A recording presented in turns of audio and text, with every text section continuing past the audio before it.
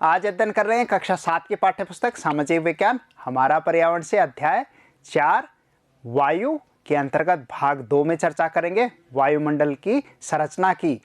तो गत वीडियो आपने देखा, उसमें वायु के संगठन को जाना, जिसमें महत्वपूर्ण गैसों के बारे में पढ़ा, जलवाष्प के बारे में पढ़ा, धूलकण के बारे में पढ़ा।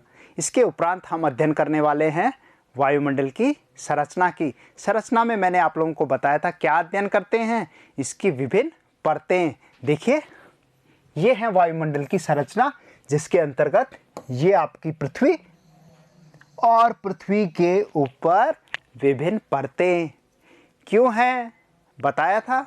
गुरुत्वाकर्षण बल के कारण गैसें हैं, जलवाष्प हैं, धूलकण हैं और विभिन्न परतें बनी हुई हैं। इस तरीके से प्रतीत होती हैं ये परतें। मतलब पृथ्वी और पृथ्वी के सबसे नज़दीक श्रोमंडल, समतापमंडल, उसके बाद फिर मध्यमंडल, फिर आयनमंडल जिसको तापमंडल भी कहते हैं, और फिर ब्रह्मंडल, सबसे ऊंचाई पे ब्रह्मंडल, और उससे ऊपर 10,000 किलोमीटर तक तो वायुमंडल, और उससे ऊपर क्या आ जाता है, अंतरिक्ष। अंतरिक्ष से ऊपर ब्रह्मांड। है ना, विज्ञान बहुत रोचक है। आगे देखते हैं। ये विभिन्न परतें हैं, नोट कर लीजिए इनको। कैसे लिखोगे, प्रश्न आएगा तो उत्तर क्या दोगे। सबसे पहले लिखोगे श्रोमंडल, दूसरे नंबर पे समतापमंडल, तीसरे नंबर पे मध्यमंडल, चौथे नंबर पे आयनमंडल और फिर पांचवें नंबर पे ब्रह्मंडल। और ये दोनों परतें कई पुस्तकों में दे रखी है। वैज्ञानिक इसे तापमंडल के अंतर्गत सम्मिलित करते हैं, क्योंकि जैसे जैसे हम ऊंचाई पे जाते हैं यहाँ पर क्या होता है, तापमान बढ़ता है। वैसे तो ऊंचाई पे जाने पे तापमान घटता है, परंतु इन परतों में तापमान बढ़ता है और बहुत ज़्यादा रिकॉर्ड किया जाता है यहाँ पर। अभी कारण नहीं बताऊंगा, देखते रहिए निरंतर वीडियो को। आगे देखते हैं। सबसे पहले हम जानते हैं श्रोमंडल, यानी कि आपकी पहली परत। श्रोमंडल जिसको क्या कहते हैं, ट्रोपोस्फेयर भी कहते हैं। ये पृथ्वी के सबसे नज़दीक है, पहले नंबर की परत। ठीक है कि तो इसकी ऊंचाई जानते हैं। अलग अलग स्थानों पर अलग अलग ऊंचाई है। पृथ्वी पर क्या है, विषुवत रेखा है केंद्र पर, और ऊपर क्या है, ध्रुव है। तो विषुवत रेखा पर इसकी ऊंचाई अलग, ध्रुवों पर अलग, सब जगह अलग अलग ऊंचाई है। देखते हैं। सबसे पहले 8 किलोमीटर ऊंचाई ध्रुवों पर मिलेगी, 18 किलोमीटर विषुवत रेखा पर मिलेगी। विषुवत रेखा कितनी है, 0 डिग्री। अक्षांश जो है वो आपकी क्या है, विषुवत रेखा की स्थिति है। वहां पर इसकी ऊंचाई कितनी है, वहां से ऊंचाई, जैसे ये पृथ्वी हो गई और विषुवत रेखा से इसकी ऊंचाई क्या हो गई, विषुवत रेखा पर आप ये देखें, विषुवत रेखा से इसकी ऊंचाई कितनी हो गई, 18 किलोमीटर। कितनी हो गई, 18 किलोमीटर। और भारत से देखेंगे तो भारत से ऊंचाई कितनी है इसके, 16 किलोमीटर अंतर है ऊंचाई का। आगे देखते हैं। एक खास चीज़ इसमें आती है NLR। यही एक परत है जो इंसान के लिए बहुत उपयोगी है। मतलब समस्त अगर देखें तो इंसान की कई ज़रूरतों को और कई सारी चीज़ों को ये प्रभावित करती है ये परत, क्योंकि सबसे नज़दीक की परत है। अब यहाँ पर लिखा है NLR, ये बहुत इम्पोर्टेंट है। हिंदी में इसको सामान्य राजदर कहा जाता है। इसका अर्थ होता है ऊंचाई पर जाने पर तापमान में क्या आना, कमी आना। हम ऊंचाई पे जाते हैं, पर्यटक स्थलों पर जाते हैं, कुल्लू जाते हैं, मनाली जाते हैं, शिमला जाते हैं। राजस्थान में कौन सा पर्यटक स्थल है, माउंट आबू जाते हैं। तो 1722 मीटर और 27 मीटर आप गुरु शिखर पे अगर देखें तो वहाँ क्या है, तापमान माइनस में चला जाता है ना, ठंडा हो जाता है, जम जाता है। तो ऊंचाई पे जाने पर क्या होता है, तापमान में प्यारे बच्चों कमी आती है। कितनी आती है, देखिए, ऊंचाई पे जाने पर तापमान में कमी का आना, ये इसी परत में खास देखने को मिलता है। किस परत में, श्रोमंडल में। श्रोमंडल की परत, तो ऊंचाई कितनी है इसकी, औसत आप लिखे तो 0 से 20 किलोमीटर तक की इसकी ऊंचाई है। 0 से 20 किलोमीटर। 8 किलोमीटर हमने बात की ध्रुवों पर, 18 किलोमीटर विषुवत रेखा पर, और 16 किलोमीटर भारत से इसकी ऊंचाई है। तो ऊंचाई पे जैसे जैसे हम जाएंगे तो तापमान में कमी आएगी। सिर्फ कहाँ, याद रखना सिर्फ श्रोभ मंडल में। कारण क्या है, जैसे जैसे ऊपर जाएंगे तो क्या होगा, जो नमी है जलवाष्प है, और ऊपर जाएंगे तो वो क्या होंगे, बर्फ में बदलते जाएंगे। ठीक है, अब देखते हैं, जैसे इस चीज़ को नोट कर लें, 165 मीटर की ऊंचाई पे जाने पर कितने तापमान में कमी आती है, 1 डिग्री सेंटीग्रेड तापमान में कमी आ जाती है 165 मीटर। या आप लिख सकते हैं 1 किलोमीटर की ऊंचाई पे जाइए तो कितना होगा, 6.5 डिग्री तापमान में क्या आ जाएगी, कमी आ जाएगी। ये इस परत की खास बात है, ऊंचाई पे जाने पे तापमान में कमी आना। आगे देखते हैं, इसी परत की एक और खास बात है मौसम की घटनाएं। इसको थिएटर ऑफ वेदर फेनोमेना भी कहा जाता है, मतलब मौसम संबंधी समस्त घटनाओं का ये क्या है, रंगमंच है। मौसम दैनिक बदलता रहता है। क्या क्या आती है मौसम संबंधी घटनाओं में, बादलों का बनना, वर्षा होना, ओलावृष्टि, झंझावत, बिजली का कड़कना, मेघों का फटना, पहाड़ी इलाकों में मेघ फट जाते हैं, ऊंचाई पे होते हैं ये मेघ फटने की घटना कहाँ होती है, पहाड़ी इलाकों में होती है, क्योंकि वहाँ से मेघ की ऊंचाई क्या होती है, बहुत कम। और आकस्मिक जब बारिश होती है तो उसको लोग क्या कह देते हैं कि मेघ फट गया, बहुत तेज़ बारिश होती है।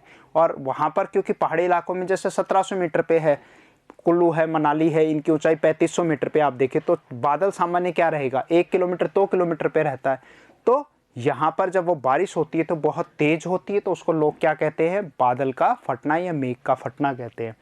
बाकी चक्रवात जैसी, तो ये समस्त घटनाएं मौसम से प्रभावित करती हैं, और वो कहाँ संपादित होती है, वो आपके श्रोभ मंडल में संपादित होते हैं।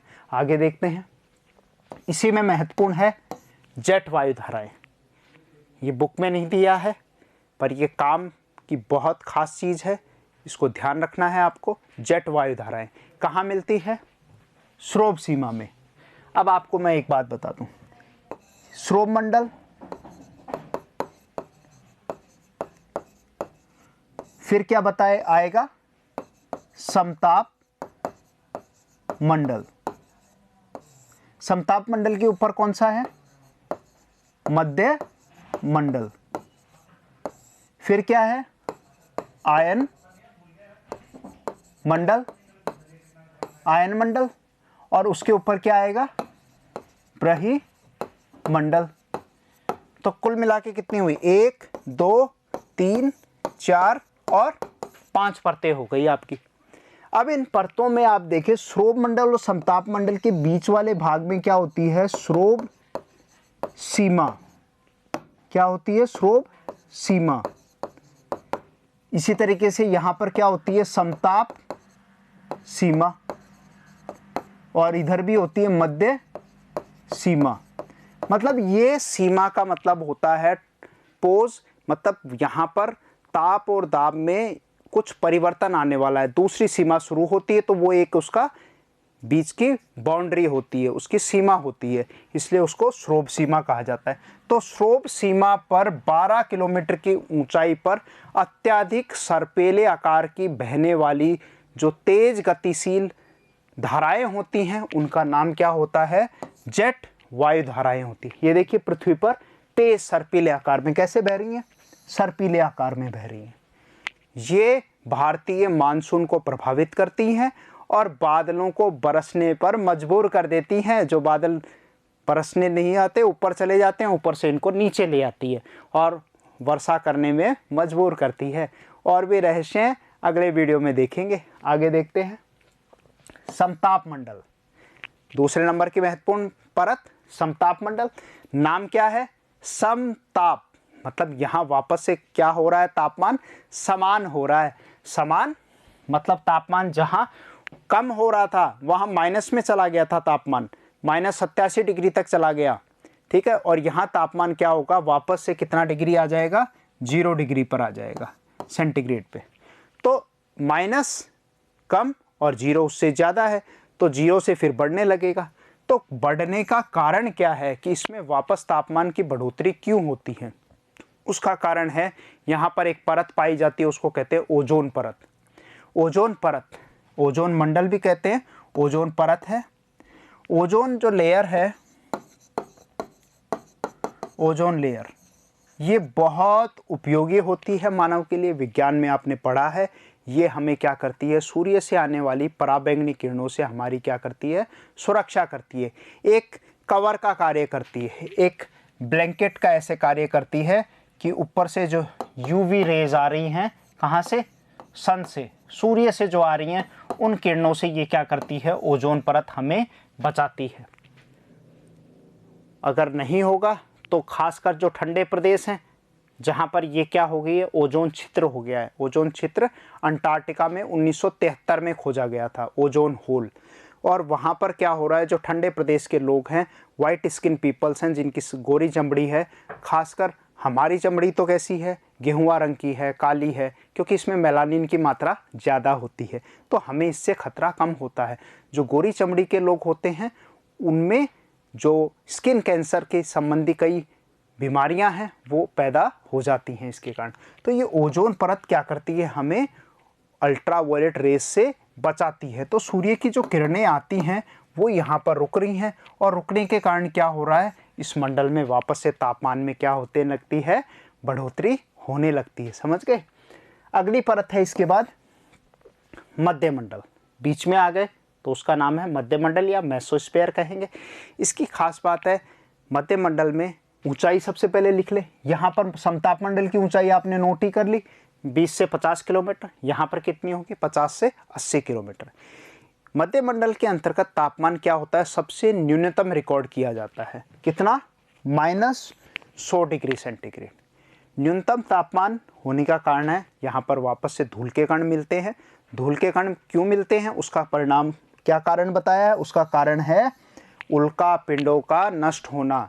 तो ये उल्का पिंड क्या है, ये भी जब ग्रह बने थे तो छोटे छोटे टुकड़े रह गए, और वो सूर्य के, पृथ्वी के गुरुत्वाकर्षण बल के कारण क्या आते हैं, वायुमंडल में खिंचे आते हैं, और 100 किलोमीटर की ऊंचाई पर क्या होते हैं, वो ध्वस्त हो जाते हैं। और यहाँ ध्वस्त होते हैं, क्या कारण है, क्योंकि वायुमंडल के साथ क्या करते हैं, वो घर्षण करते हैं। घर्षण करने से उनमें उल्काओं में आग लग जाती है। रात को देखा है कई बार टूटा हुआ तारा दिखता है, ऐसे तारा, तो वो क्या है, उल्का पिंड होते हैं। उल्काएं होती हैं और धरती पर गिरती हैं तो उनको क्या कहते हैं, उल्का पिंड कहते हैं। समझ गए। तो यहाँ पर क्या लिखोगे, यह वायुमंडल की तीसरी परत है, यह समताप मंडल के ठीक ऊपर होती है, समताप मंडल से ठीक ऊपर है।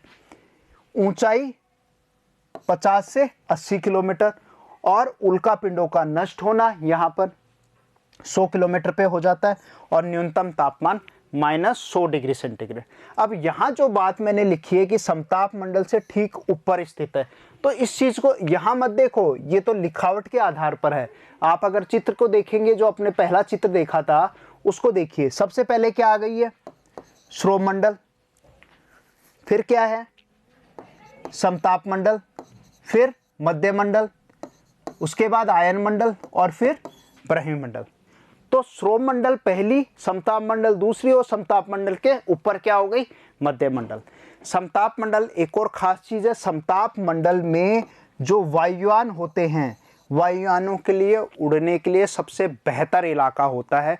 बिना किसी मौसमी घटनाओं के अवरोध के बिना ये आराम से उड़ सकते हैं। समताप मंडल में वायुयान उड़ के तो कहाँ से जाएंगे, श्रोम मंडल से ही जाएंगे, पर आसानी से कहाँ उड़ सकते हैं, समताप मंडल में, कोई अवरोध नहीं होते।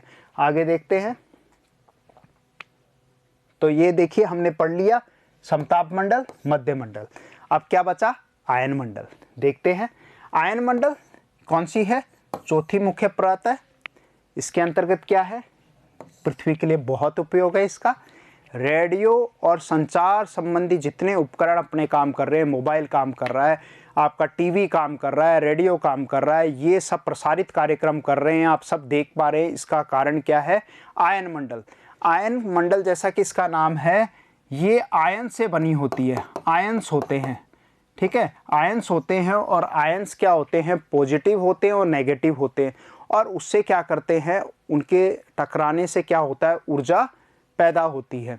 और साथ के साथ ये क्या करती है, अगर आप समझे तो ये पृथ्वी से कोई, यहाँ से कोई किरण गई, यानी कि कोई रेडियो वेव गई, और ये आयन मंडल ऊपर है, तो ये आयन मंडल क्या करेगा, उसको बाहर नहीं जाने देगा, उसको क्या करेगा, पुनः वापस वापस भेज देगा, ट्रांसमिट कर देगा वापस। और यहाँ ट्रांसपोंडर्स लगे रहते हैं, एंटीना लगे रहते हैं, वो उसको कैच कर लेते हैं और कैच करने के बाद वापस कार्यक्रम क्या होता है, प्रसारित होने लग जाता है। मतलब सिग्नल गया, सिग्नल यहाँ गया और ये आयन मंडल इसको बाहर नहीं जाने लेगा और वापस रिफ्लेक्ट करके भेज देगा।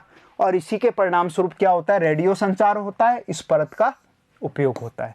वास्तव में पृथ्वी से प्रसारित रेडियो तरंगे जो मैं बता रहा हूँ, ये रेडियो तरंगे इस परत द्वारा पुनः परावर्तित कर दी जाती हैं। परावर्तित मतलब वापस भेज दी गई हैं और उसी के परिणाम स्वरूप फिर एंटीना होता है, एंटीना उसको कैच कर लेता है और टीवी में वो सारी चीज़ें हमें दिखाई देती हैं। समझ गए? ऊंचाई कितनी है? 80 से 640 किलोमीटर। पृथ्वी पर दूर संचार की सुविधा, अभी बात की कम्युनिकेशन फैसिलिटीज़ किसके कारण है? सिर्फ आयन मंडल के कारण है। और एक और ख़ास बात है, प्रश्न आए कि अत्यधिक ताप किस परत में रिकॉर्ड किया जाता है? इसको तापमंडल भी कहा गया है। क्या कितना है? 1100 डिग्री सेंटीग्रेड। कहाँ का पढ़ा था? मैग्मा का तापमान पढ़ा था, लावा का तापमान पढ़ा था हमने 1100 डिग्री सेंटीग्रेड। तो उसके बराबर तापमान यहाँ पर 1100 डिग्री सेंटीग्रेड रिकॉर्ड किया जाता है। आखिरी परत कौन सी बच गई? ब्रह्मंडल। देखते हैं ब्रह्मंडल, ये सबसे ऊपर की परत है। कितनी ऊंचाई? 640 किलोमीटर से ऊपर ये परत है।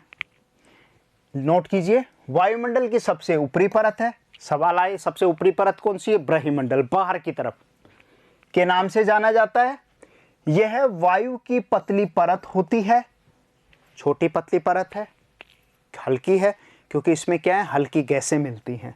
हल्की गैसें जैसे हीलियम है, हाइड्रोजन है, यहीं पर अंतरिक्ष में तैरती रहती हैं।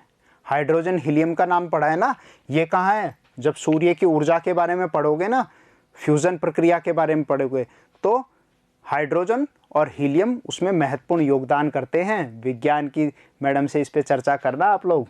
ऊंचाई कितनी है? 640 किलोमीटर से ऊपर। और इसके ऊपर फिर क्या है, क्या आ जाएगा? अंतरिक्ष आ जाएगा। कितना? 10,000 किलोमीटर के ऊपर। उससे ऊपर ब्रह्मांड। आया ना मज़ा? इसी तरीके से निरंतर वीडियो देखते रहिए और नोट्स भी बनाते जाना। होमवर्क में वायुमंडल की परतों का चित्र जरूर बनाना। इसी के साथ धन्यवाद, नमस्कार, जय हिंद।